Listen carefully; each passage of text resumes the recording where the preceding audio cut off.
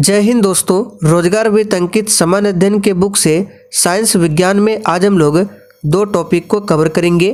क्योंकि इन दोनों टॉपिक में प्रश्नों की संख्या ज़्यादा नहीं है, इसलिए हम लोग दोनों टॉपिक को कवर कर लेंगे। तो पहला टॉपिक है गुरुत्वाकर्षण और दूसरा टॉपिक है ऊष्मा। तो सेशन आप लोगों के लिए काफ़ी ज़्यादा इम्पोर्टेंट रहेगा, इसलिए आप सभी पूरा सेशन को ध्यान से देखें। तो चलिए, गुरुत्वाकर्षण टॉपिक में पहला क्वेश्चन है, एक अंतरिक्ष यात्री चंद्रमा पर खड़ा है, वह गेंद ऊपर की ओर फेंकता है, गेंद क्या होगा? सभी ऑप्शन को देखिए। चंद्रमा पर उछलती रहेगी, ऊपर जाएगी, फिर चंद्रमा की सतह पर वापस आ जाएगी, अंतरिक्ष में गिर जाएगी, या फिर ऊपर ही चली जाएगी और कभी नीचे नहीं आएगी। तो यहाँ पर पहले क्वेश्चन का आंसर हो जाएगा बी ऑप्शन। एक अंतरिक्ष यात्री चंद्रमा पर खड़ा है, अगर वह गेंद ऊपर की ओर फेंकता है तो गेंद ऊपर जाएगी, फिर चंद्रमा की सतह पर वापस आ जाएगी। तो यहाँ पर बी ऑप्शन आपका राइट आंसर है। चलिए, दूसरा क्वेश्चन है, कौन सा संयंत्र तरल पदार्थों के विशिष्ट गुरुत्व को मापता है? ये question Bihar SI PT exam 2018 में पूछा गया था। चलिए, बिल्कुल आपको सोच समझकर आंसर करना है और प्रत्येक स्टूडेंट को नीचे लाइव चैट में अपना अपना आंसर देना है। तो कौन सा संयंत्र है जो तरल पदार्थों के विशिष्ट गुरुत्व को मापता है? तो ये है हाइड्रोमीटर। यहाँ पर बी ऑप्शन आपका सही जवाब है, हाइड्रोमीटर, याद रखिएगा। और साथियों, अगर आप लोगों ने इस कोर्स को अभी तक नहीं लिया है तो फटाफट से आप लोग प्ले स्टोर पर जाइए और सक्सेस वर्ल्ड एमसीक्यू एप्लीकेशन को डाउनलोड करके इस कोर्स को जल्दी से ले लेना है। बहुत सारे बच्चे ले रहे हैं। इस कोर्स में आपको एडिटोरिया सामान्य अध्ययन का जो 100 प्रैक्टिस सेट वाला बुक है उसका सारा पीडीएफ दिया जाएगा आंसर के साथ में, और इसके अलावे जितने भी इम्पोर्टेंट नोट्स होंगे जो कि आपके एग्जाम के लिए इम्पोर्टेंट रहेगा वो भी आपको यहाँ पर मिलेगा। तो साथियों, अगर आप लोग बिहार पुलिस, बिहार दरोगा या फिर Bihar SSC inter level exam की तैयारी कर रहे हैं तो 100% सफलता के लिए इस कोर्स को आपको ज़रूर लेना चाहिए। तो एप्लीकेशन का लिंक आपको डिस्क्रिप्शन बॉक्स में मिल जाएगा, फटाफट से जाकर डाउनलोड कीजिए। आगे देखिए, एक गतिशील बस में अचानक ब्रेक लगाने से सवारी आगे की ओर झुक जाती है, यह किस नियम का पालन करता है? और साथियों, ध्यान दीजिए, जिन्होंने बिहार पुलिस का कोर्स लिया हुआ है उनको ये कोर्स लेने की ज़रूरत नहीं है, क्योंकि आपको बिहार पुलिस के कोर्स में ही ये सारा पीडीएफ दिया जाएगा एडिटोरिया का। तो यहाँ पर तीसरे प्रश्न का आंसर क्या होगा कि एक गतिशील बस में अचानक जब ब्रेक लगता है तो सवारी जो है आगे की ओर झुक जाती है, और यह जो नियम है न्यूटन के प्रथम नियम का पालन करता है।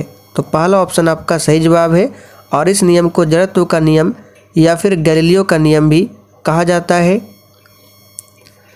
एक बार एक उपग्रह को कक्षा में लॉन्च किया गया था, इसकी गति को नियंत्रित करने वाला एकमात्र बल कौन सा बल होता है? तो यहाँ पर चौथे प्रश्न का सही जवाब हो जाएगा गुरुत्वाकर्षण बल। कौन सा बल? गुरुत्वाकर्षण बल। आगे देखिए, निम्नलिखित में से क्या पृथ्वी के वातावरण को बनाए रखने में मदद करता है? चलिए, पांचवें प्रश्न के लिए आंसर बताएंगे। तो पृथ्वी के वातावरण को बनाए रखने में क्या मदद करता है? तो याद रखिएगा, पृथ्वी का गुरुत्वाकर्षण बल। यहाँ पर पहला ऑप्शन सही है। छोटी जी का मान क्या है? वेरी वेरी इंपॉर्टेंट क्वेश्चन है, इस पर स्टार मार्क कीजिए, बार बार ये क्वेश्चन पूछा जाता है। तो छोटी जी को कहा जाता है गुरुत्वीय त्वरण, और गुरुत्वीय त्वरण में छोटी जी का मान कितना होता है? तो 9.8 मीटर प्रति सेकंड स्क्वायर होता है। तो यहाँ पर बी ऑप्शन आपका सही जवाब है। अब यहाँ से प्रश्न बनता है कि छोटी जी का मान शून्य कहाँ पर होता है? तो पृथ्वी के सेंटर पर। छोटी जी का मान मैक्सिमम कहाँ पर होगा? तो ध्रुव यानी कि पोल पर। और छोटी जी का मान न्यूनतम कहाँ पर होगा? मिनिमम विषुवत रेखा पर। और अगर आप लोग पृथ्वी के ऊपर या फिर नीचे जाते हैं तो छोटी जी का मान क्या होता है? घटता है। और साथियों, ध्यान दीजिए, रात 8:30 बजे की जो क्लास है ये स्टार्ट हो गया है, तो आप लोग डेली इस क्लास को अटेंड करें। इसी क्लास में एडिटोरिया सामान्य अध्ययन का प्रैक्टिस सेट चल रहा है, जो कि एग्जाम के लिए काफ़ी ज़्यादा इम्पोर्टेंट रहेगा। पहली बार गुरुत्वाकर्षण तरंगों का पता लगाने के लिए किस उपकरण का उपयोग किया गया था?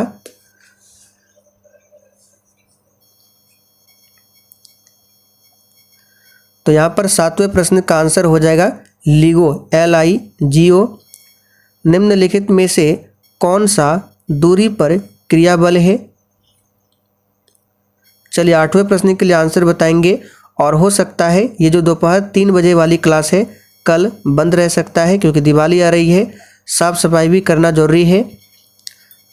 तो निम्नलिखित में से कौन सा दूरी पर क्रियाबल है? तो यहाँ पर 8वें प्रश्न का आंसर हो जाएगा सी ऑप्शन, गुरुत्वाकर्षण। निम्नलिखित में से किसे ग्रह गति के 3 नियम को प्रतिपादित करने का श्रेय जाता है? चलिए 9 के लिए आंसर बताएंगे। और जिन्होंने टेलीग्राम ग्रुप को ज्वाइन नहीं किया है ज्वाइन कर लीजिए, क्योंकि सारी क्लास की जो नोटिफिकेशन है वहाँ पर दी जाती है, सारी इन्फॉर्मेशन वहीं पर शेयर किया जाता है। तो यहाँ पर 9 का आंसर हो जाएगा आपका जोहान्स केपलर। निम्नलिखित में से किसने सबसे पहले यह निष्कर्ष निकाला कि निर्वात में सभी वस्तुएं समान त्वरण छोटी जी से गिरती है और समान समय पर भूमि पर पहुंचती है? तो यह निष्कर्ष निकाला था सबसे पहले किसने? तो गैलीलियो गैलीली ने। चंद्रमा और सूर्य के कारण ज्वार भाटा के बारे में कौन सा नियम स्पष्ट करता है? तो यहाँ पर 11वें प्रश्न का सही जवाब हो जाएगा ऑप्शन ए, गुरुत्वाकर्षण का नियम। प्रत्येक किलोग्राम पर पृथ्वी का गुरुत्वाकर्षण बल लगभग कितना होता है? इस प्रश्न को डायरेक्ट याद कर लीजिए, 10 न्यूटन के बराबर होता है। किसी वस्तु का भार न्यूनतम होता है जब उसे रखा जाता है? चलिए ये प्रश्न आप लोगों के लिए छोड़ रहे, इसका आंसर आपको नीचे कमेंट करके बताना है। आगे देखिए, छोटी जी का मान न्यूनतम कहाँ पर होता है? तो अभी हमने आपको बताया था विषुवत रेखा पर छोटी जी का मान न्यूनतम होता है, ध्रुव पर मैक्सिमम होता है, याद रखिएगा ध्रुव पर। अब यहाँ से दूसरा टॉपिक है ऊष्मा। तो पहला क्वेश्चन है, ठोस पदार्थों में ऊष्मांतर यानी कि ऊष्मा हस्तांतरण की प्रक्रिया को खाली स्थान के रूप में जाना जाता है। तो ठोस पदार्थों में ऊष्मांतर की प्रक्रिया को किस रूप में जाना जाता है? तो याद रखिएगा चालन। वायुमंडल के ऊर्ध्वतापन की प्रक्रिया को कहा जाता है? तो साथियों वायुमंडल के ऊर्ध्वतापन की प्रक्रिया को कहा जाता है संवहन। यहाँ पर बी ऑप्शन सही है। वह प्रक्रिया जिसके द्वारा वायु में जलवाष्प जल की बूंदों में परिवर्तित होती है क्या कहलाती है? बिल्कुल सेलेक्टेड क्वेश्चन है, तो ये कहलाता है क्या? तो याद रखिएगा संघनन। यहाँ पर आंसर हो जाएगा बी ऑप्शन, संघनन। वाष्पीकरण के फलस्वरूप होता है? तो सिंपल क्वेश्चन है, वाष्पीकरण के फलस्वरूप क्या होता है? शीतलन होता है। जिस तापमान पर वायु में जलवाष्प संघनित होना शुरू कर देगा उसे कहा जाएगा? तो यहाँ पर इसका सही जवाब है उष्मांक कहा जाएगा। शीतलन प्रक्रिया द्वारा गैस को द्रव में बदलने की प्रक्रिया को कहा जाता है? तो शीतलन प्रक्रिया के द्वारा गैस को द्रव में बदलने की प्रक्रिया को कहा जाता है संघनन। यहाँ पर सी ऑप्शन सही है। हवा में विद्यमान जल वाष्प को किस रूप में जाना जाता है? तो वायु में जो जलवाष्प होता है उसको आर्द्रता के रूप में जाना जाता है। यहाँ पर 7 का आंसर सी है। तापमान मापने के लिए उपयोग में लाया जाने वाला उपकरण कौन सा है? चलिए ऑप्शन देख लेते हैं। तो तापमान को मापने के लिए उपकरण है थर्मामीटर है। फ़ारेनहाइट में जल का क्वथनांक कितना होता है? तो डायरेक्ट याद कर लीजिए, फ़ारेनहाइट में जल का जो क्वथनांक होता है ये होता है 212 डिग्री फ़ारेनहाइट। फ़ारेनहाइट में जल का क्वथनांक ये 212। वाष्पीकरण की प्रक्रिया के बारे में निम्नलिखित में से कौन सा कथन सही है? तो साथियों वाष्पीकरण की प्रक्रिया के बारे में कौन सा कथन सही है? तो तरल अवस्था गैसीय अवस्था में बदल जाती है, बिल्कुल सही है वाष्पीकरण में। निम्नलिखित में से कौन सी वस्तु ऊष्मागतिकी के सिद्धांत पर कार्य करती है? तो साथियों ऊष्मागतिकी के सिद्धांत पर कार्य करती है स्टीम आयरन। 273 केल्विन वायुमंडलीय दबाव पर 1 किलोग्राम बर्फ को जल में परिवर्तित करने के लिए आवश्यक ऊष्मा की मात्रा क्या कहलाती है? तो याद रखिएगा ये कहलाती है संलयन की गुप्त ऊष्मा। यहाँ पर आंसर हो जाएगा डी ऑप्शन 12 का। खाली स्थान को उस तापमान के रूप में परिभाषित किया जाता है जिस पर संतृप्ति तक पहुँचने के लिए वायु को ठंडा करना होगा। तो यहाँ पर 13 का आंसर हो जाएगा ऑप्शन सी उष्मांक ताप।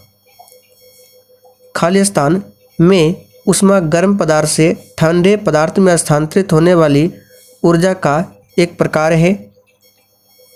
चलिए ऑप्शन को सही से देख लीजिए। तो 14 का सही जवाब क्या हो जाएगा यहाँ पे? ऊष्मागतिकी। तो प्रश्न बन जाएगा ऊष्मागतिकी में क्या होता है? ऊष्मा गर्म पदार्थ से ठंडे पदार्थ में स्थानांतरित होने वाली ऊर्जा का एक प्रकार है।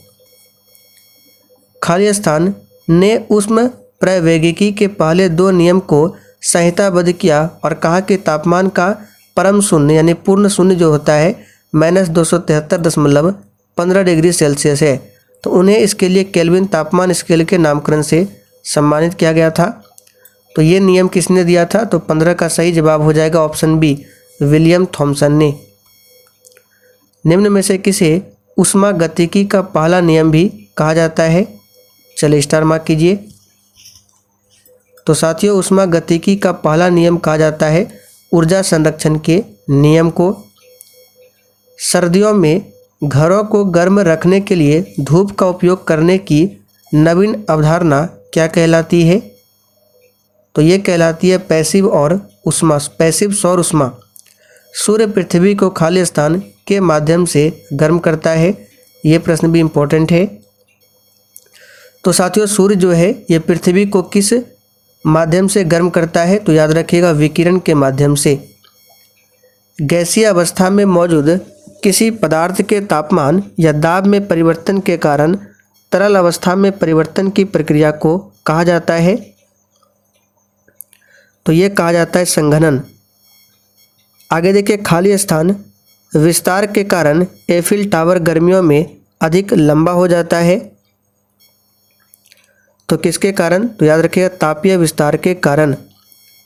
भौतिकी में वह कौन सा नियम है जो यह बताता है कि तापमान और दाब की समान परिस्थितियों में सभी गैसों के समान आयतन में अणु की संख्या समान होती है?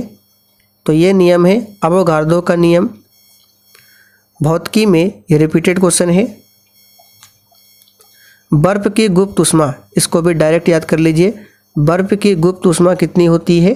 तो याद रखिएगा 80 कैलोरी प्रति ग्राम। ये बर्फ की क्या है? गुप्त ऊष्मा है। फ़ारेनहाइट पैमाने पर भाप बिंदु क्या होता है? तो फ़ारेनहाइट में पूछा गया है ये कितना होता है? तो याद रखिएगा 212 डिग्री फ़ारेनहाइट। नमक को बर्फ़ के साथ मिलाने में हिमांक क्या होता है? तो बर्फ़ को नमक के साथ मिलाने पर हिमांक जो है याद रखिएगा घटता है। तो चलिए साथियों आज के लिए इतना ही।